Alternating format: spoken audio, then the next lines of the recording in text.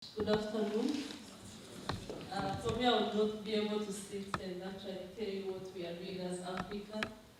I honor the Michelle, comrade, and also Dr. Francis, and also all of you, the advocates and lawyers. It's a pleasure to be in front of you, and I'll be talking to the main thing, which is African Continental Free Trade Area. I think it will be so insightful and very engageful. Give me 1 minute and then come. I'm going to talk about the accelerating intra-Africa trade. We have been seeing and hearing what the comrade Michelle has been talking about Africa, the Agenda 2063, what we want as Africa, and our aim of our presidents. We have been speaking about what the progress is 1963, and now we are talking of African Continental Free Trade Area because of all that journey since 1963. So as of me, I'm in charge of ACFTA implementation, which is African Continental Free Trade Area, and I also follow up on National Trade Facilitation Committee. This is actually to ensure our trade and also traders are well catered for, and also they are really having a good enabling environment. So you can see in 2018, our President, His Excellency, have been spearheading the project of signing and ratifying the African Continental Free Trade Area. It wasn't an easy journey, but he tried at least to convince 54 member states and President to sign and accept to be part of the African Continental Free Trade Area. Except Eritrea, but you can see all of us in Africa, and you, Cameroon and Kenya, we are in one flagship agenda number 3 of ACFTA among the 15 flagships of Africa Agenda 2063. The aim is on accessing the new markets of goods and services, expanding our intra-Africa trade and services, enhance competitiveness of our local producers, and last one, supporting economic transformation. We cannot actually say Africa if we don't promote the trade, if we don't promote what we have as Africa. Then you can see, we actually started trade by official launch of our presence in 2021, 1st of January. You can ask yourself what happened? Why did it take 3 years? The trade, as a matter of the way it is concerned, it should be actually derived with a bigger documents to be followed, which is done by the lawyers. The lawyers give us the direction and advice of what we have to put in those trade documents. So we're trying to still finalize the key protocols to use in that actual trade. That's why the trade did not start at the same time when the presidents have signed the agreement. Next. Then you can ask yourself, where are we? Since 2018, by doing that ratification, by our president's vision, where are we as Rwanda, where are we as Africa in that flagship of ACFTA? Currently, 54 of 55 countries of Africa are signatories of ACFTA. But then among those 54, we have 43 who have deposited instruments of ratifications. This deposition of instrument of ratification is a bigger activities of lawyers in our countries. What they do is just they go and sit, analyze the documents of African free trade area, and see is it really going to be applicable into our domestic laws. They analyze and they verify, then they give a go-ahead to our presidents, please deposit this instrument, we are able and capable of implementing it. So you can see a bigger role our lawyers did since 2018 to give us a go-ahead in 2018 so that the presidents can sign. And then after, period by period, currently we are having 43 countries who have accepted, fully accepted to work on the protocols we have signed to. Yeah, and then apart from that, you can see you cannot trade without having those protocols. That's why what we have is we have 33 countries who have their instruments of tariff offers being ratified and accepted at African continental level, which is, you can see the bigger picture of where we are next, please. Then when we talk about the African continental area, why did we go to the bigger picture? Why did we go to cooperate with 54 countries and 55? Why did we look into the 1.6 billion consumers? Why? Well, it was because African Continental Free Trade wanted to remove this spaghetti ball of different memberships of regional blocs. Like Rwanda, we are a member of ESC, COMESA, and ECAS. So you can see we joined ESC in 2009, and we have many provisions. We have duty-free, we have quota-free, we have common market, we have free movement of capital and labor. But then also we still have some of the provisions in COMESA, where we have duty-free and quota-free, and also we have STR for the small cross-border traders. But then we went ahead by also finding ourselves in ECAS as well, and we have the duty-free and the quota-free. But then as Africa, we are not trading alone. We are trading with the international. We cannot forget that we have the key, pot cake, the raw materials. But then those raw materials, yes, those raw materials are taken somewhere. That's why we have what we call everything but arms in the European Union. We are accepted to take all of our products to EU freely, and they have what we call market access. But we also have the US one, which we call AGOA, which gives us only 98% of market access. The 2%, you can ask yourself why 2%. It means there are some of the products they do not accept to come from Africa, but they give most of the products you can be able to trade with them. Then you can see we also have the China and Turkey GSP, which they have signed with the ESC, and as Rwanda we are among that. Next. Then with the current status then, I would like to go into deeper. I wanted to have the pen, but I'd like to see the... So you can see we have the products. For Rwanda as ESC partner states, and because we have the free and quota free, we should negotiate as a bloc. So we negotiated as a bloc, and we submitted what we call tariff offers. Tariff offers, in each country you analyze the key particular products where you can be able to give and to accept from other countries.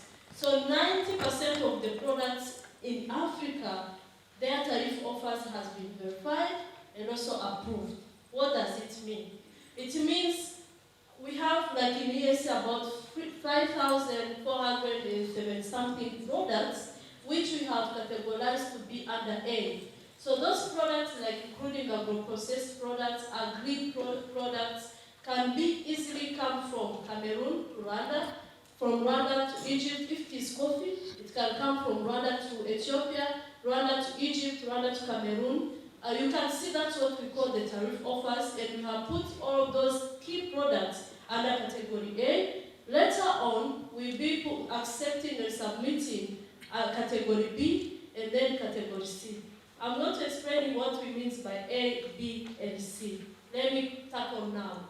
For category A, it means since 2021, when we started actual trade, to now, if I take my products to Cameroon, I can be able to get that product be reduced, the duty, by within 10 years. As of Rwanda, we removed the duty in 10 years because we are least developed country. But then, like, let's talk of the South Africa. Let's talk of the Egypt. They are bigger. It means for them, it will take them 5 years only for those products they categorized under A to remove the duty. So it means currently, let me give you an example. We took our coffee and tea in Ghana when we were launching the Ghana Trade Initiative. When they went to Ghana, like for coffee, usually from Ghana it was to be in charge, let's say 25%. To take coffee from Rwanda to Ghana, it was being charged 25%, let's say. But then because we have started removal of the tariff, and since 2021, so the products which came from Rwanda to Ghana, they took 25, divided by 5 years. Let's say Ghana is a bigger country, and 25 divided by 5 years will be 5. So So they took 25 minus 5, so it was charged only 20%. You can see it's very big. It's a very big margin to a trader perspective if you remove 5% of what I have to pay you. So within then 5 years, it will be zero. That's what we intend in terms of trade, to have a low cost of production and to have intern my products to your country at a cheaper cost.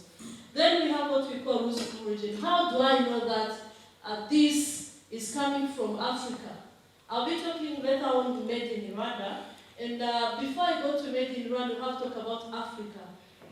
To actually give a go-ahead to this one to come from Africa, and that t-shirt my comrade is wearing from Cameroon, it has to apply what we call rules of origin criteria.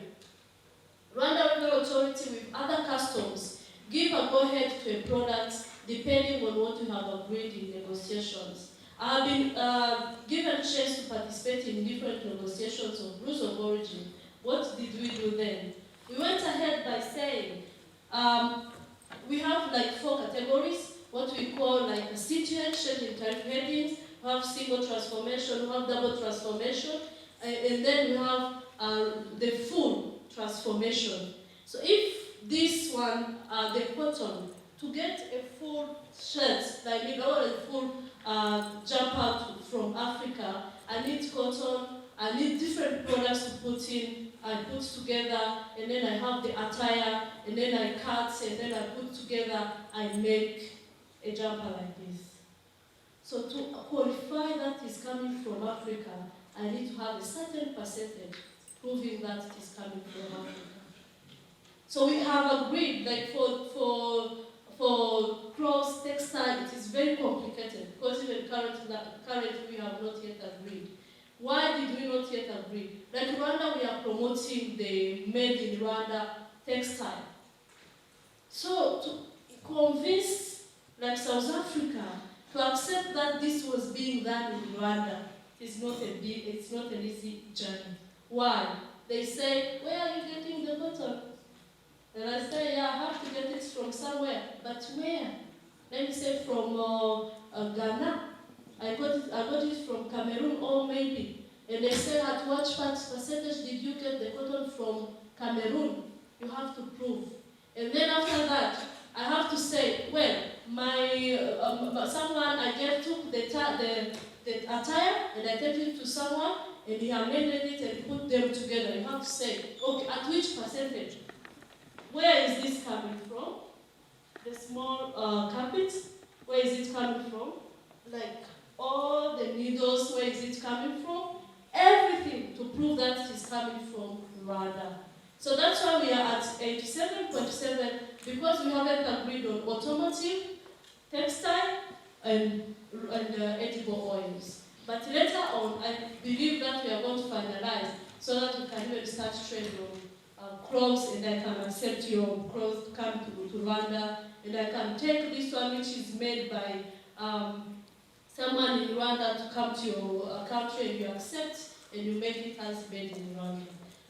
Then we can say also the trade has started and you will need only 3 documents to take your products to come from one country to another. And which are those documents? It includes certificate of origin, it includes origin declaration and also supplier declaration. All of those 3 documents you can get them from the customs. So what do we need from you exactly? I'm intending to see that in future, you are not only going to stay to be the lawyers and also the advocates, you can also start businesses. We will not only do the Agenda 2063 if we don't start by ourselves, as Comrade Michel has said. And also, apart from that, before you even start the business, you have many people who you are in charge with to give them advice.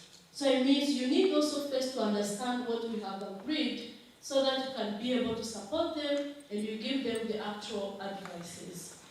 Then you can see under the trading service, I believe many of you, or some of you may confuse what is trading service and what is trading goods. Services is what you cannot touch with your hands, but you can see acts is moving. For instance, transportation. If I make transportation of your goods, that's a service of transporting your goods. Logistic, communication.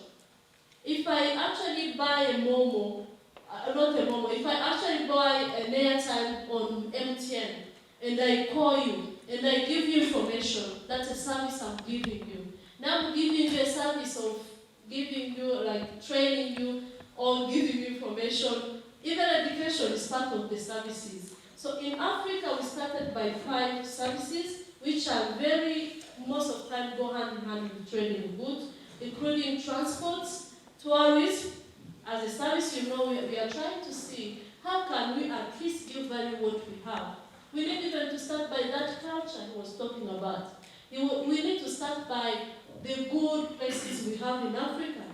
You see, most of us, we need to go to on monthly, as they call it, when you get married, you get honeymoon. Most of us in Kigali would like to go to Zanzibar on the honeymoon. That's a tourism. We need to promote that. Apart from it, I can go to Douala. I can go to any place in Cameroon, Kenya. There are many good places and hotels. That's what we intend in the services. Tourism, transport, distribution, communication. Yeah. So for that one, the negotiations also has been going on. In business, communication, you can see financial. Our finance, our banks, you need to come in Rwanda and you withdraw your money. There's no need for you to actually use Western Union or MoneyGram or something else. You should have been able to come and use our BK or use our any kind of bank and you get your money freely at any time. That's what we are telling in Africa, and is what we are doing, and like in the near future, we'll be able in Africa to have that. Then, next one. When you are trading, there are some of the key things you don't need to forget. And our lawyers gave us advice that we need to prioritize what we call investment. How will I give value and respect investors coming from Cameroon, investors coming from Kenya. This is what has been done. We negotiated investment protocol. An investment protocol which we facilitate, promote, and protect investors. And then we also did on competition. Most of the key questions you are asking yourselves, if we open up, our domestic traders, manufacturers will die. Because that's most of what we think with the result of regional integration. But then we said we should even protect them. How can we protect them? Through the competition protocol. So in the competition protocol, we are addressing the uncompetitive practices that arise from this trade, and also the level of the playing field. But then we need to protect our ideas. If I invented something in trade, if I invented something from Africa, if it is a book, if it is a kind of pen which has never been in existence, if it is a telephone, you need to protect that idea. So that's why we negotiated what we call intellectual property rights. So intellectual property rights then is aligning with what we call ALIPO, which is an Africa institution. Then apart from that, digital. You have seen in COVID, many people have been locked in houses, but we have been able to eat. We have only been able to eat because we had what we call digital trade. So digital trade, you could sit home and actually look for a product you make online on Alibaba or any kind of a platform. Now, like for Rwanda, within COVID only, we registered 62 companies, new companies which was engaged in digital trade. And all of them was owned by young people. Can you clap for that? It means that it has a value in future to think big. In future to think that Agenda 63 can't be achieved without having the digital platforms. Now, nearly everybody, like mainly youth, are owning Apple phones, the Samsung. So we need in the near future to use that owned properties we bought. Like usually in trade we call them like liabilities. because you can't actually, it can't conceive, it can't expand, and you get a lot of money from it. Rather, it depreciates. So you need to start using it in terms of trade, and you earn money, so that that depreciation can be accumulated. And then we have what we call women and youth protocol. Women, youth, like in terms of informal cross-border traders, more than 87% of traders in the informal sector, they are comprised by women. So that's why we thought we could not leave them behind. We have even to have the protocol on women and youth. And youth are the future of what we want as Africa. He said that our president started when they were youth. He did that service of loving the Africa of prosperity when he was a youth. So it means all of us sitting here, we are the prosperity, we are the hope for Africa, including me and you. Then we have what we call operational instruments. The operational instruments, we have to know, like everyone in Africa wanted to ask themselves, then how are we going to trade with us? We have been trading since ages with Europe, with America, with different countries, with China. We have been importing a lot of products from China. But then here, we said we should put in place the operational instruments, including what we call e-tariff book. I told you about the tariff. If actually the product was supposed to enter into Rwanda at 35% or 25%, within 10 years, it is going to actually to reduce progressively, till we get zero. Till that product will come to Rwanda at zero cost. Like for Rwanda, which is an LDC, but for bigger countries in only 5 years. That's what we call for under category A. Then for B and C, I'm going to come back for them later. We also have what we call rules of origin manual. I've been telling you, you need to convince me that this attire is coming from Rwanda. So that's why we have the rules of origin manual. We have what we call non-tariff barriers. The other barriers, other challenges for a trader other than tariff. The tariff is known. If it's at 5%, you know that you're going to pay it. But if I delay you, if I actually charge you a lot of money, if you don't get service on time, in trade, that's very expensive. So you need to report it as what we call an NTB. So we have a system. We have a system which is very useful and has been used since 2013 for ESC level, COMESA, and SADC, what we call tripartite, which is www.tradebarriers.org. But we also have another one at African level, where if I trade with, let's say Sudan is in ESC. No, let's say like South Africa, I will need to, and like encounter a challenge as a trader, I will need to report that through the NTB. If you forget the website, then I'll be there to remind you, because it's my responsibility to report for you, to remind you as a trader, and you as advocates, you need to remind your traders, there's no need if you are encountering challenges to stay with it. You need to report it and give a burden to a country to advocate for you. So under the NTBs, we do use different mechanisms, like bilateral negotiations with the countries, like we have like in ESO, people time-bound program. We do use ministerial level negotiations. We do use the regional monetary committee meetings. So we do have many mechanisms to help you when you actually report your NTB. Lastly, you are trading. We have been using dollars. And I know at this time, if I say we are going to pay you for the time you have been sitting here, you would prefer me to give you that money in $2. Am I right? Yes. So we want to remove that. So we can't keep actually supporting in terms of the money perception and what we call inflation and what money accumulation. It is what we call, when you use particularly currency, you are giving it value.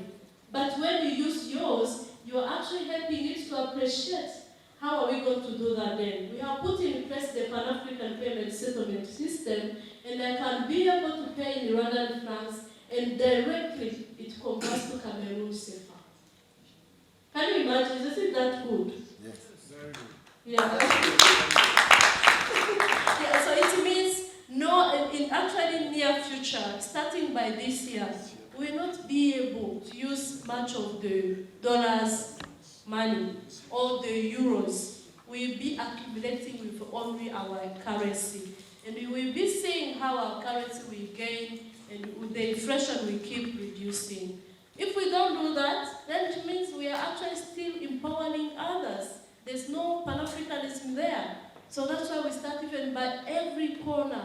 Finance, currency, trade, services, peace, everything. Next, please. Well, then when I come to the lawyer perspective, you can ask yourself, under trade, we do encounter many challenges.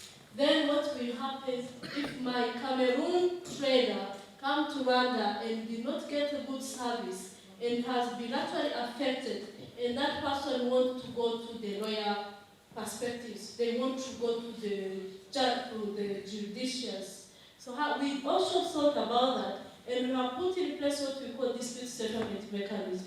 How is it going to work? Currently, all the partner states among the 43, as I said, they have put in place, submitted the names who will be under the dispute settlement body.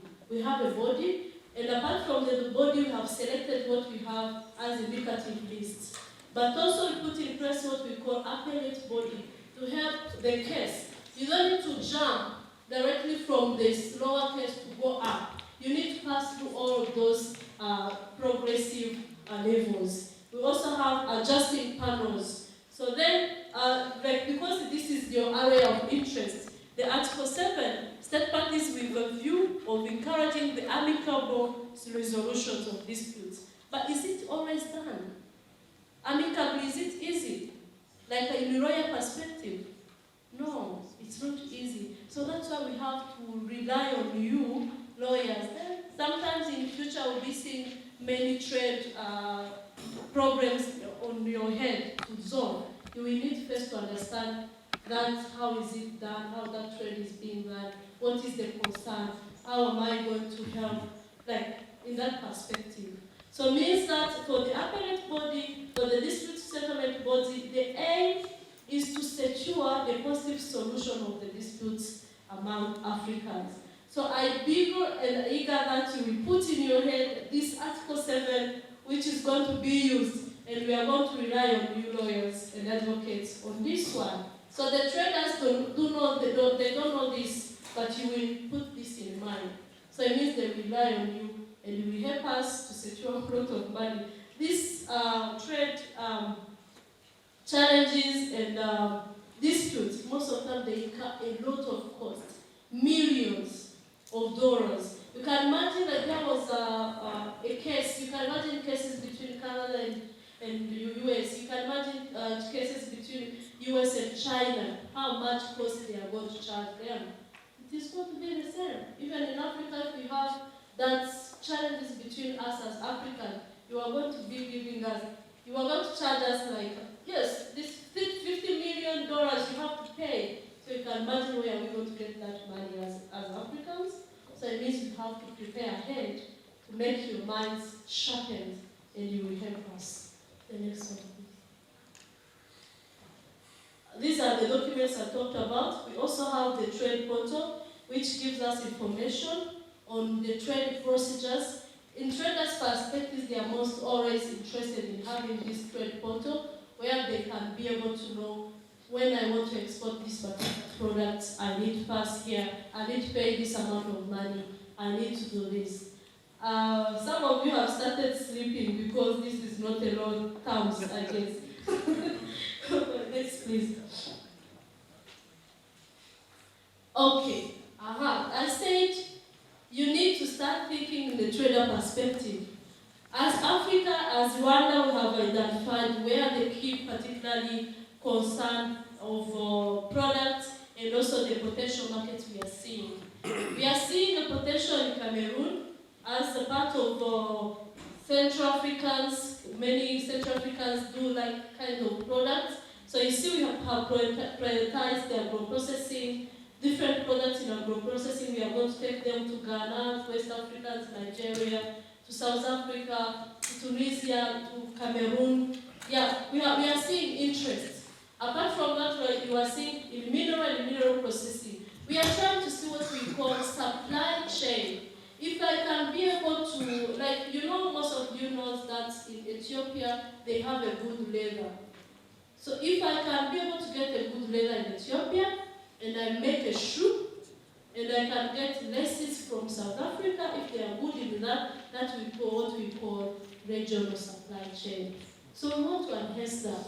So you can see in South Africa, they have good developed minerals sector. So we want to take our minerals. We also have what we call Runa smelter, that's actually processed minerals. So what partner?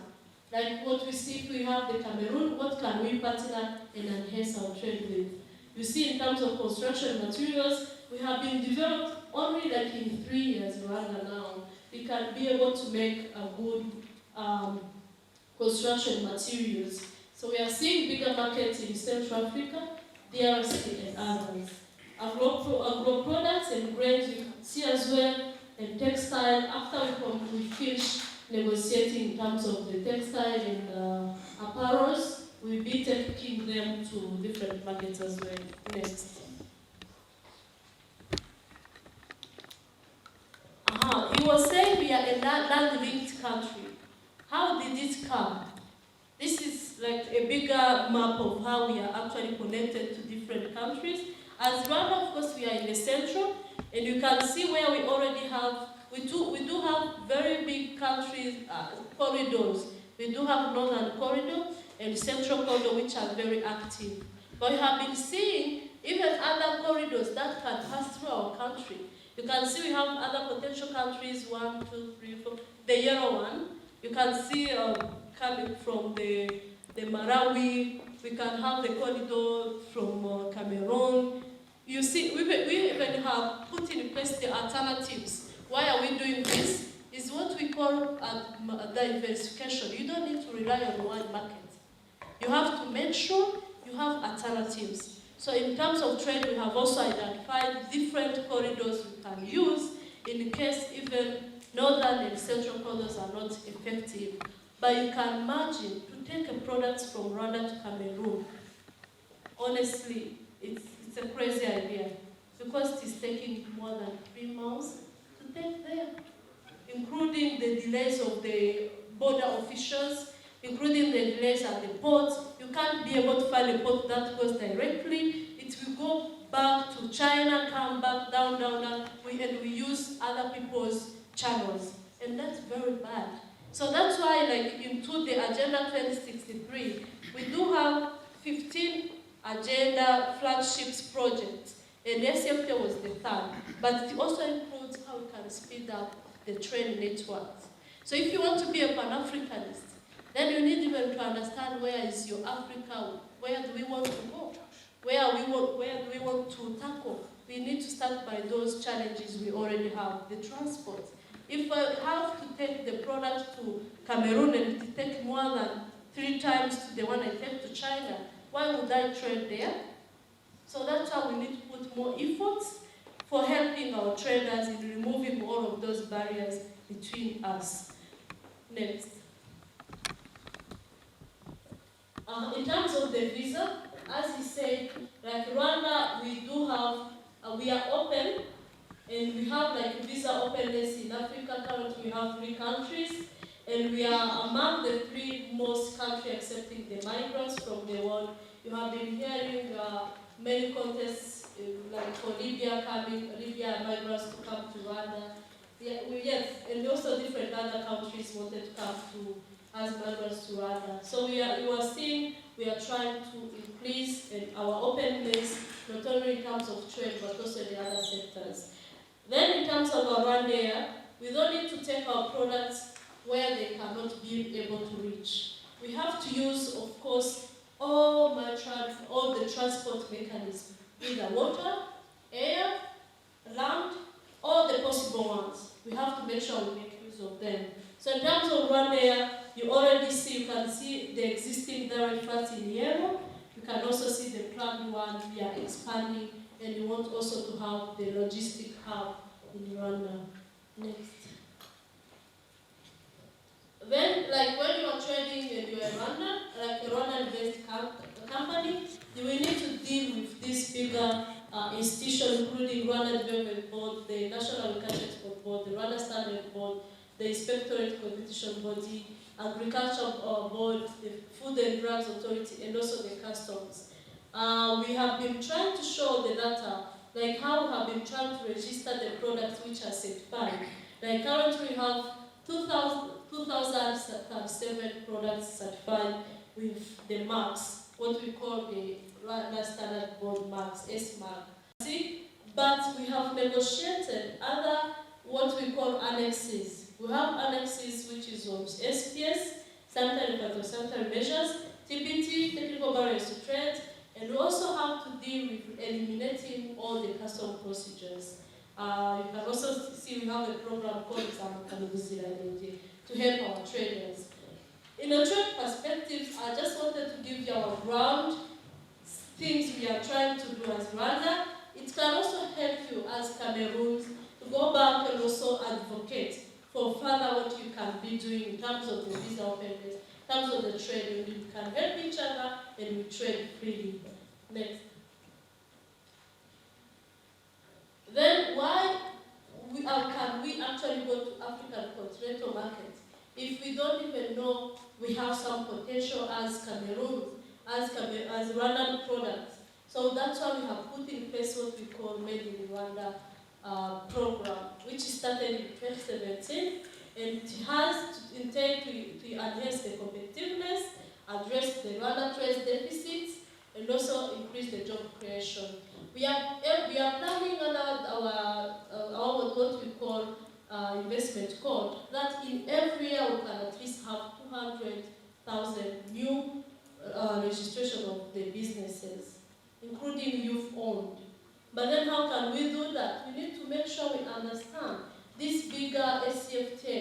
How is it going to give leverage? How are we going to leverage on them? If I cannot be able to wear a dress made in Rwanda, currently I can be able to wear something compiled in Rwanda, like this one I'm wearing. It's a dress of someone who made it and they have put it on my you see? But then I will need to also see the cotton, everything comes from Rwanda. I can be able to wear shoe, dress, earrings coming from Rwanda. We can, or Africa. If I buy something, I need to first make sure is it made in where. Whenever I go and drink water, I have to check. You need to check where is it made from. And most of the time when we do have challenges, most of the products we eat, they are coming from China and any other markets. But we need to start from today. Whenever you are going to take initiative, you don't have the dignity or something. Let me see. If I wear a shoe of $2,000 coming from US, I'm giving employment to more than 1,000 people in US, and also I'm contributing to their GDP, and I'm also curbing the poverty in US, but I'm making, in other words, in Rwanda and Africa. That's why whenever you are taking an initiative to buy something, you need to first think, where is it coming from, and where has it been made. That's the first initiative. In Rwanda, like since 20, I don't remember when the date, when we tried to increase the import duty for used clothes and shoes. We have increased the duty. Then we call them chagua. When you increase the charges on that, many people thought we will not be able to have something to wear. Am I not really looking great? Yes. So where is it coming from? I had to love what I want. I had to love the project, the agenda our country is having. Then if we don't actually have that love of Africa, that means we are actually doing nothing here. We are doing nothing as Pan-Africanism. We will not achieve anything at all in terms of this SCFTA or any agenda if we don't start by our thinking, by what we have acquired and how we are promoting what is locally made. You can see currently we can be able to make the products, many products, the attires, the horticultural products can be able to export in everywhere. Currently, before 2019, we did have what we call traditional exports, including coffee, tea, and minerals. Coffee and tea was comprising 80% of all agro-processed and agricultural products. Currently, after we have tried to make what we are naming diversification and putting horticultural products to be exported, currently coffee and tea are not even exceeding 20%. Imagine. So it means if you don't think ahead with this Africa we want, you will stay there. And they will keep actually getting the raw materials from us and will not benefit anything. We are sitting here because it's revenues. This, I'm very sure this maybe have been bought and made in Rwanda, but most of our offices in government in Africa have the products came from China. Imagine even offices of the government with the products came from the China and many other countries. Is that really Africanism? No. So we have to start by today with everything we consume and everything we buy. There's no dignity in buying a product which is very expensive and not coming from Africa. I would rather buy something that is cheap or expensive from my country and I expand the employment and also empower that trader and I empower with the vision we have, which is Agenda 2063. I'm closing now. So for us in Rwanda, we do have what we call Movement-Rwanda pillars, which is the sector-specific strategies, including construction, agro-processing, manufacturing, as I have told you. Since we did have this pillar, we did have seen a very robust increase in our trade, in our manufacturing products being made in Rwanda. And mindset, we need to change the mindset and we promote backward linkages. We don't need to keep supporting other countries, support growth, instead of even starting by ourselves. Next,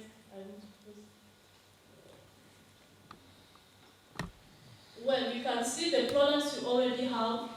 In agro-processing, we have many products, construction, we have steel, cement and ceramics, light manufacturing. Do you know what we call motion? We do have big plants now here in Rwanda. Motions, and we have many plants for crops. So when they give you a shot, I'm telling you, you have to first pay it like 100,000, but then when you pay it, you really feel at least this is a Rwandan product made. If I'm consuming, if I'm using the cement made in Rwanda and I'm building my house, I know this product actually is contributing to many of my brothers and sisters who have worked on that particular product. Then we've, you know, still with many products. Next, please. Then you can see how our trade has been increasing. We are actually having the industrial promotion despite COVID, but then at least you can see we are gaining the resilience of our country. Yeah, and then I wanted to tell you what is the benefit of us entering into these bigger markets. Not only for Rwanda, but also for Cameroon and all Africans. We have bigger market of 1.6 billion consumers. We have new alternative markets apart from US and China. Now the conflicts in the conflicts between Russia and Ukraine has affected all of us. Do you agree or not? Why? Do we live in Russia or do we live in Ukraine? You see, we are forcing on ourselves because we did not think ahead by preventing and working on what can help us. When we started buying the products, the farmers now have gained the world. Huh? Now the farmers are over us. They're telling us, you know, see the value of us. Why? Because our stomach always needs something to be put in. So then if you keep on leveraging on Ukraine and Russia and other countries, next time we'll be having another recession or another conflict between another countries. And then if we don't prepare ahead as countries, then we are going to keep falling. We are going to keep seeing the poverty increase and our people dying. Is that what we are standing for? No, we need to study for increasing the resilience and love and also the prosperity of our Africa. Then you see we need to have what we call raw materials. I'm telling you, to be honest, to get a product being finalized in Rwanda is very costly. Because of what? Electricity, water, raw material, whatever, everything, it's costly. So it means we need, as Africa, if you have something as raw material, why can't you give it to me and make the product we export to them and we increase our trade? Currently, our trade is only on 1.3% of the total global trade. 1.3% of the total GDP. It's a shame on us. We have a bigger continent, we have raw materials, and we are only contributing 1.3% of the global GDP. I don't think we can clap for that. Rather, we need to keep thinking of the 1%, 1.3%, and we'll try to increase. And that will come from lawyers, economists, everyone in Africa. And then we have what we call FDS. I'm expecting more investors from you. I'm expecting you to set up investments in Kigali. I'm planning also to go to Cameroon to set up investments. So that's what we are seeing as FDS. I don't need to keep on saying, oh, in news, say, US has invested about 1.3 billion in Rwanda. No, I'm expecting to hear more news saying Cameroon have invested 1.3 billion USD, not now USD, let's say 1.1 billion CFA in Rwanda. You see, that's what we are expecting us to have many FDIs in our countries. Then, the quality finished product, more opportunities for our cargos. Whenever you are taking a flight to anywhere, if you see a flight with a blank Rwanda when you are going to get there, we also have the cheaper rates anyway. But when you are actually going to anywhere in this world, first check, is this in Africa? Am I taking the Cameroon Air?